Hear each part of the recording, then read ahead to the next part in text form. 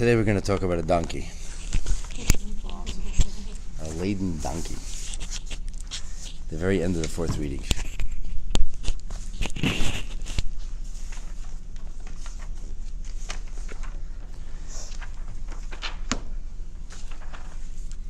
Chapter 23, verse 4, and then we're going to go into verse 5. Last two verses of Revi. Kisifka shar oivecha. So you encounter the ox of your enemy, a person you really don't like. He's got an ox. He may have a donkey or chamere, and this donkey or ox are toyeh, they are lost. So what's your natural inclination if you're only a normal person? It's my enemy. Why should I get involved? The Torah says it doesn't work like that. Hashev teshivenu loi. You will surely return it to him. Why does it say Hashev teshivenu? It says almost like redundant. It should say Hashev loi or teshivenu loi. Interestingly, Rashi doesn't say anything, and it's possibly because we've had a number of these examples already. Rashi didn't bother going into details. Once he already explained why the Torah re-emphasizes a number of times. So here the Chizkuni tells us that we have a mitzvah to return this ox or this donkey, afilu kama pa'amen. Even if the guy is a loser and he doesn't seem to be able to take care of his livestock and he seems to keep escaping, you have a mitzvah to return it, even many times.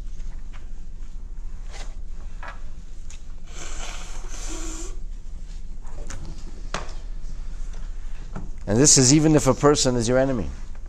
Obviously, if it's not your enemy, for sure you should take care of him. And the Medrash Haggadah says that that's why the pasuk begins with the words Kisifka shoir oivecha. It's the ox of your enemy, telling you that if you'll take care of the animal, even when it belongs to your enemy, so then surely HaKadosh Baruch Hu will reward you abundantly, because that was extra hard to do. And now we're going to talk about the donkey of your enemy, Kisire. Should you catch sight of Chamor Seinacha, of your enemy's donkey, a person you really, really don't like, and you see that this donkey is Reive Tztachas Masai, he's crouching under his burden. V'chadalta me'azev lei, and you think, I'm not going to help this guy. I don't like him. And the Torah says, think again. Ozev tazer imei. You should surely help him, surely work together with him. So there's a lot to be said about this pasuk. Let's take it from the top. Kisira chamor senacha. Right at the outset of this pasuk, it says, you see the donkey of your enemy.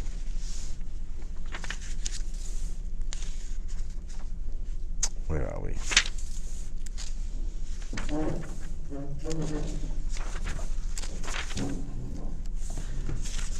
So Rashi says, ki, it says ki, is meshamish b'lashen dilma. Here it's to be understood in the tense of perhaps. Should you see, not because oftentimes ki means because. We talked about that yesterday. Shehu me'arba l'shenis shel shimushay. There are four ways in which the word ki could possibly be used. V'choi, and here Tisroinoi, its meaning is Shema Sira Chameiroi Reivetz Tachas Masai. Perhaps you might catch sight of his donkey crouching under the load. Not because you saw it, but perhaps you saw it. And this is how you should understand the pasuk then. Should you catch sight of your enemy's donkey and it's crouching under the load, V'chadalta me'azev loi, with a question mark, and you would think that you can get away with this, not help him. Rashi tells us there's no punctuation in the Torah, but Rashi tells us b'temiya. Read this with a tone of amazement. V'chadalta me'azev loi, because everything is in the tone. Either you say it as a question, or you say it matter of fact, or you say it as a threat. The question is, how do we read this? What is the meaning? So Rashi tells us the way to vowelize, or the way to sing this is Do you think, would you possibly entertain the idea that you're exempt from helping him because it's a person you don't like? And the Torah's response to you is, absolutely not. Ozev, tazev, imay, aziva zu, this kind of assistance is not mean to abandon. Because sometimes the word ozev means to abandon. Ta'azovoti, as they say in Hebrew. Leave me alone. Buzz off. Ozev tazev doesn't mean leave him alone here. Ozev tazev here means this aziva is lashon ezra. This comes from the terminology of assistance. Not leave him alone, but assist him. Ozev tazev. And that's the meaning. We have this later on also in the Chumash Dvarim, in the 32nd chapter, where it speaks about the idea of assisting somebody who needs assistance. It says the terminology ozev tazev. V'chein. And similarly, here Rashi invokes a pasuk from the book of Nehemiah, that in the days of Nehemiah they rebuilt the walls of the holy city of Yerushalayim. And it says, Vayazvu Yerushalayim ad chayma. And it doesn't mean that they abandoned the city, but it means that they buttressed the city. As Rashi says, Mil'uha ofar la'azar u'l'sayeya es chayzek ha'chayma. They backfilled an area in order to buttress or strengthen the wall. So in the terminology is the notion of vayazvu. Not they abandoned the wall, but they assisted the wall. So here too, you might think, v'chadalta me'azevlei, you think, I can abandon this person, lest you think so. Torah says nothing doing. The rule is, you have to assist, you have to help. Rashi goes on and he says, kayotzebei. Here is an example of where ki is going to mean perhaps or lest rather than because. And he quotes a pasuk that it says, Ki soymar b'levavcha rabim hagoyim ha'ela mimeni. In case, lest you think, this is in the beginning of Chumash Dvarim, Parshat V'eschanon, lest you think that these nations are mighty and many, and how will I ever be able to overcome them? How will I conquer this land? So over there it says ki, and it's not understood because you say this, but lest you say this. Shema Taimer. And over there, it has to be read also betmiyah with a sound of amazement. Lest you think, do you think because they are mighty, and that's why you're not going to be able to accomplish when Hashem gives you the job to do, Hashem, because Baruch Hu tells you conquer the land, and you think there's so many of them, I won't be able to? The Torah tells us, absolutely not. Lo yisidu mehem, you should not fear them, but rather keep moving forward. So this is the straightforward meaning of the verse. Now we know what ki means, and now we know what azev v'chadalta me'azevlei. Because really, when you read this verse in a monotone, it sounds very strange. You could read it as ki sirech hamer senacha, because I see my enemy's donkey, revetz tachas masai v'chadalta me'azevlei. I can leave him. I don't have to help him because he's my enemy. You can read it exactly the opposite. And then it says azev tazevimei. So the only way to understand this verse right is ki, not because, but rather lest you see, and you think v'chadalta me'azevlei, you think you can leave him? Absolutely not. Azev tazevimei. Now Rashi says, there is a midrashic or homiletic interpretation that comes along with this. Kach darsha rabbis say, no, this is the way our rabbis expounded it. Kisire, and you see v'chadalta, and you stand back. You don't get involved. How could that be? Pa'amim sha'ata chaydel. There are times in which you stand down. Upa'amim sha'ata oizer. And there are times in which you help. In other words, you're not always required to help. Not always. Sometimes v'chadalta, sometimes you won't help, and sometimes you will help. How do I decide? I already talked about this, my enemy. I don't like this person. I don't want to help him altogether. So, well, sometimes you don't have to help him. Tell me more about that. I like the part I don't have to help him. When don't I have to help him? How can I get away with that? And Torah says sometimes v'chadalta, but sometimes azev tazevimei. Okay, tzad, how is this? So Rashi says, quoting our sages, zakin, if the person is an elder, ve'einei lefi chveidei, it's not the kind of thing he does. He wouldn't do it if it was his own donkey. He doesn't load donkeys. He doesn't do windows. He doesn't do it. It's just a person who lives a dignified existence. So then, v'chadalto, in that kind of case, you're permitted to abandon him. Or another example, behemas goy. If this is the animal belonging not to a member of your family, but somebody from a different nation. Umasoi shoyisol, but the load is one belonging to your brother. So v'chadalta. In that case, you're not obligated. Now you have to understand this as follows. I cannot expect a person to be obligated to help everybody that they see, not that it's not nice to do. Obligated. There's a big difference between the nice thing to do, the appropriate thing to do, the sweet thing to do, and the obligatory thing to do. There's a imam in Australia who has become a great friend of the Jewish people. His name is Imam Tawadi. And I always thought that probably he was like one of these, was never really a Muslim. He was never really part of that whole, extremist anti-Semitism. He's probably one of these guys who was always like open-minded. But somebody sent me a video recently in which the guy shares a story. And he says he was a rabid anti-Semite. He hated Jewish people. And he talks about his car breaking down and being stuck somewhere in the dark, expecting to spend the night there. And a Hasidic guy stops to help him. And he's such an anti-Semite. He says, go away. I don't want your help. He said, I was such a hater, I would rather spend the night in my car than being helped by a Jew. And the guy persisted, and the person helped him, and it turned him inside out. He said, how could this be? I was brought up hating these people, that a Jew is a monster, and the most horrible creature on the face of earth. And here, this Hasidic Jew, this visible Jew, he wouldn't leave me alone. And he became changed. This guy's very vocal on social media, on Facebook. And you think about, you never know what one favor does to somebody. And there are many stories like this in Jewish history. So really and truly, should you be nice to somebody? Of course you should. Of course you should. The question is, when does it become obligatory? And this is the big difference. Judaism does not say we shouldn't be nice to everybody we meet. Every single human being is created in God's image. We should be nice to everybody. The question is, when I'm obligated. And if you see somebody who's your enemy, so if it's your family, you're stuck. That's what they say, with family, you're stuck. And ultimately, that's how we have to look at a fellow Jew. It's family. We don't have to share common values. We don't have to have the same ideology. We don't have to see things eye to eye. It's still your family. And as people know, when it's family, it's still family.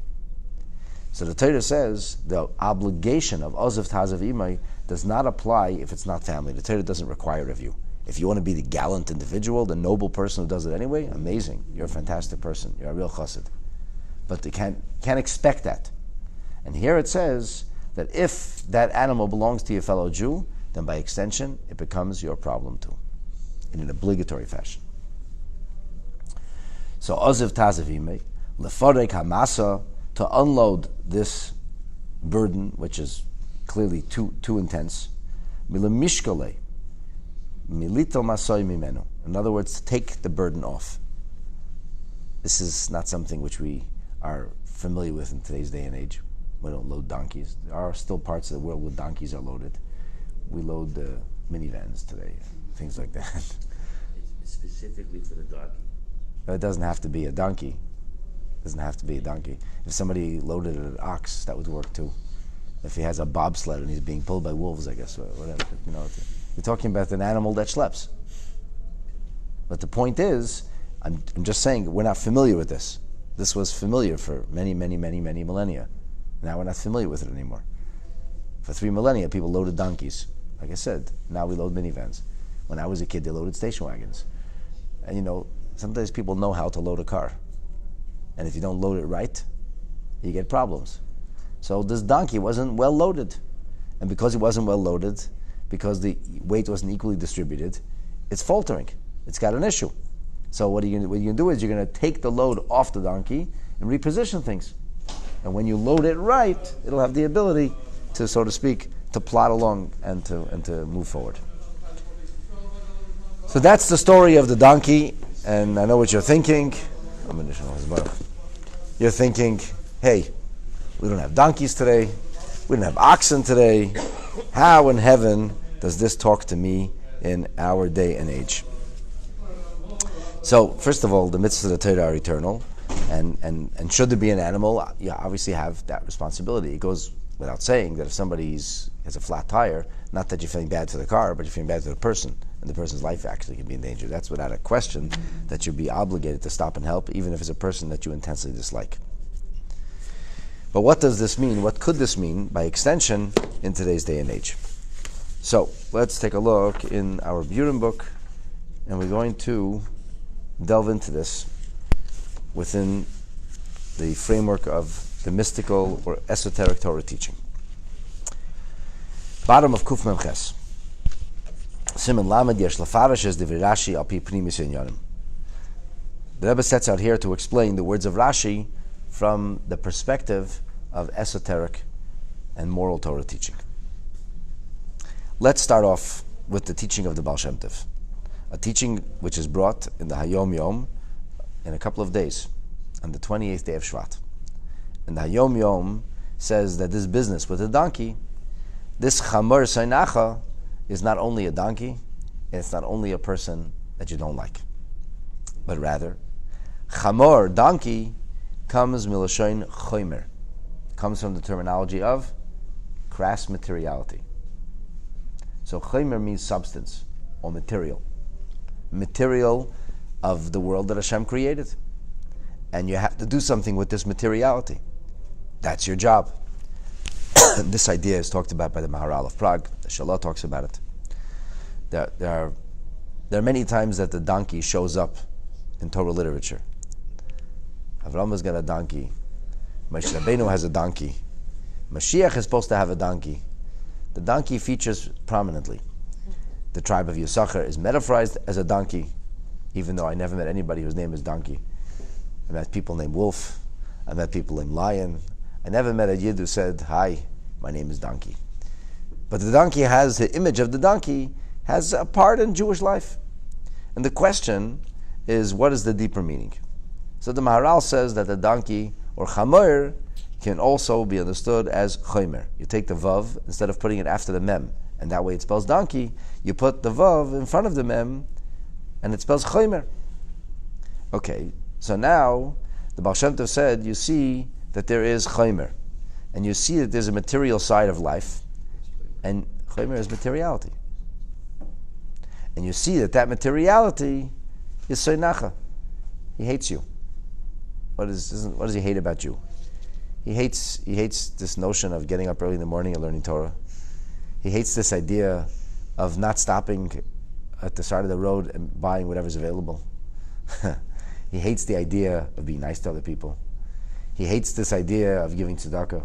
He'd rather keep it for himself. You know, the animal soul. The animal soul is not interested in any of this spiritual pursuit. He wants to simply pleasure himself. He's an animal.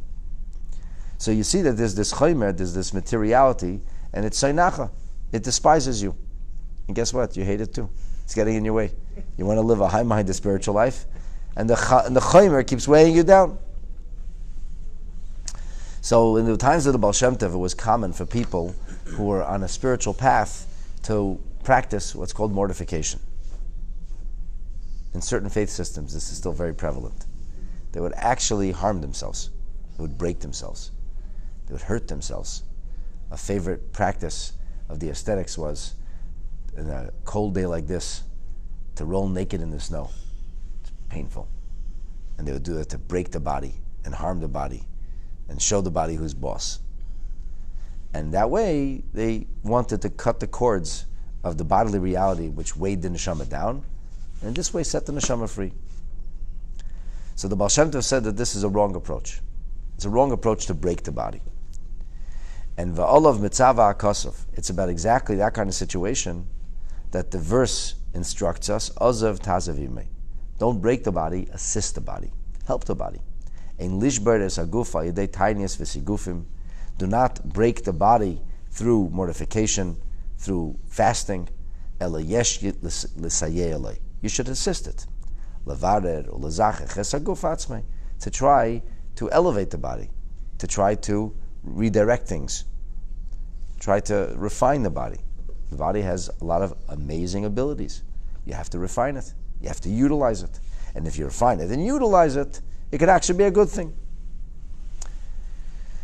So that was the teaching of the Baal Shem Tov. Yachadim zeis, along with this idea that we shouldn't be fasting and we shouldn't be doing things to deny ourselves, the Alter Rebbe rules in Shulchan Aruch sheb'shnei mikrim that there are two examples that mutar la'adam lisanis. It's permissible for a person to fast. Number one, says the Alter Rebbe, im oise b'derech tshuva. If a person does it in a way of repentance, of return to Hashem, then this is permitted. And the second way is kedei lemarek nafshi Hashem. If a person was involved in things which he feels darken his soul, and he wants to lighten his soul, he wants to, so to speak, remove the sediment that's become attached to the soul, to cleanse oneself. If it's an act of cleansing, then it could be permissible. In other words, as a rule, breaking the body, not a good strategy, not effective, not meaningful, not the thing we should do. Having said that, if a person is trying to create a particular set of circumstances, either the idea of tshuva, returning to Hashem, or the notion of lemarek, of cleansing or cleaning, so then it's permissible. So the Rebbe suggests that this teaching of the Baal Shem Tov, along with the exceptions that the Alter Rebbe refers to, are alluded to in Rashi, which is pretty incredible. Because Rashi is talking about a donkey at the roadside, and here we're taking not only the general notion of the donkey being not only a chamer but a chomer, and the idea of assisting the body rather than breaking the body. Now we're going to go into the details of Rashi's commentary and see how the details actually refer to Avodas Hashem. So the Rebbe says there's two examples here that Rashi gives us. One example is when a person would be exempt is because he's zaken, ve'ini rogel. He's a dignified person. It's not the kind of thing he would do for his own donkey. He's not doing it for somebody else's donkey. And the other was when it's not my donkey, it's not my brother's donkey, it's not part of our nation, so to speak. So the Rebbe takes these two examples, beginning with the second one. Behemas nachri u'masoi shel Yisrael. It's not a Jewish donkey. I mean, no donkey is Jewish, but it's not owned by a Jew. And the weight, the baggage, that is owned by a Jew. The Rebbe says this could refer, proverbially speaking, to Misha Nichshel Ba'avedes, a person who stumbled in sinful behavior, until such point that his bodily reality has fallen into the dominion of klipa. You see, in the Zohar it says that intuitively a Jew would not have desires for things which are forbidden by Torah. That's the way it should be. So why do we have desires for things like that? And the answer is because we become accustomed to it. And once you become accustomed to it, so then it becomes second nature. It's not our first nature. That's like saying, for example, that small children don't have biases. Small children don't live with hate. They don't. They don't know. It's not natural to a person. So why are there so many people like that? Because they're educated that way. Because they're raised that way. Because they live in that environment. And when they live in that environment, and it becomes then not nature, but it becomes second nature. And once it's second nature, it's very hard to change. A Yid, by virtue of just his or her existence, is not prone towards things which are outright violation of Hashem. We're prone towards lethargy, and we're prone towards laziness, and we're prone towards arrogance, and we're prone towards obsessive compulsiveness. Okay, these things are not prohibited.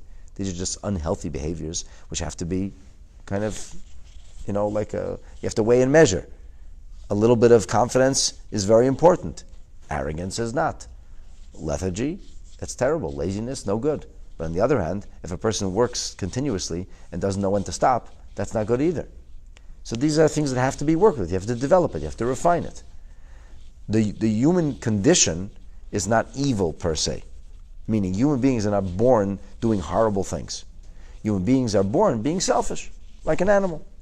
And therefore, the animal has to be trained.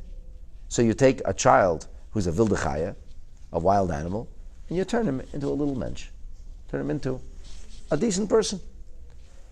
So what happens if a person not only has nature, which nature is selfish and animalistic, self-serving, but here the nature, the second nature, has actually become bad and evil, become twisted, where the person has negative things, negative qualities that he or she wasn't born with. And there are all kinds of people who have these issues. How did it happen? How did you become prone to that? Well, You're raised in a neo-Nazi house. That's how it happens. You're raised in an Islamo-fascist house. Hate Jews, hate Jews, hate Jews. It becomes second nature. No person's born hating, but if you're raised that way, that becomes second nature. What do you do then? That's it? Far gone? Can never come home? If a Yid wasn't born with a desire to go against Hashem entirely, he's born with a desire to pleasure himself. But then because of repeated acts of ignoring Hashem and repeated acts of doing things which maybe initially he didn't even want to do. It's like even the Yetzer Hara didn't want to do these things. But then when you started to do it, you develop a taste for it. So in that case, we have a situation where the behema becomes, so to speak, a non-Jewish behema. In other words, everybody's got a behema. We all have a nefesh habama, we all have an animal soul. But there's a difference. The Yiddish animal soul is still a different kind of animal.